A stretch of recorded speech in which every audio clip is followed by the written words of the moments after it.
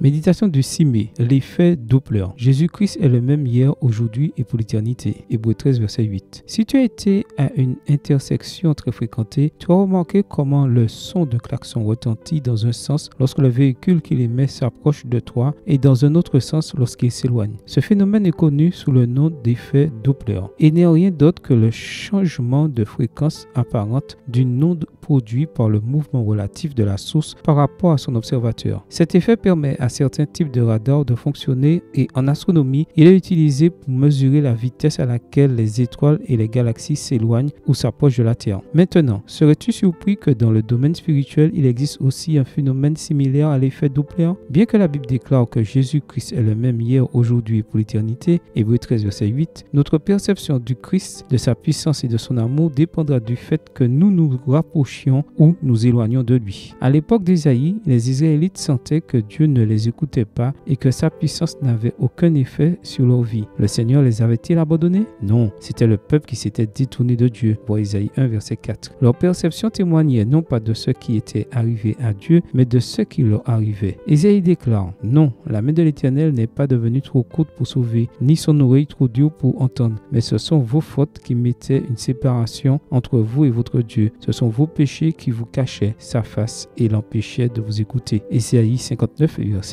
1 et 2. Tout comme l'effet Doppler est utilisé en astronomie pour déterminer si une galaxie se rapproche ou s'éloigne et pour déterminer la vitesse à laquelle cela se produit, ma perception de Dieu, de sa puissance et de son amour peut me dire si je me rapproche du Créateur ou m'en éloigne et à quelle vitesse je le fais. Mais quelle que soit notre direction, Dieu ne nous quitte jamais. Il reste au même endroit, nous appelle et nous attend. Paul écrit que si nous sommes infidèles, lui demeure fidèle car il ne peut se renier lui-même. 2 Timothée 2, verset 13. Est-ce que tu te rapproches ou tu t'éloignes de Dieu? Aujourd'hui, arrête-toi, écoute attentivement et tu connaîtras la réponse. Amen. Bonne journée à toi et que le Seigneur te bénisse.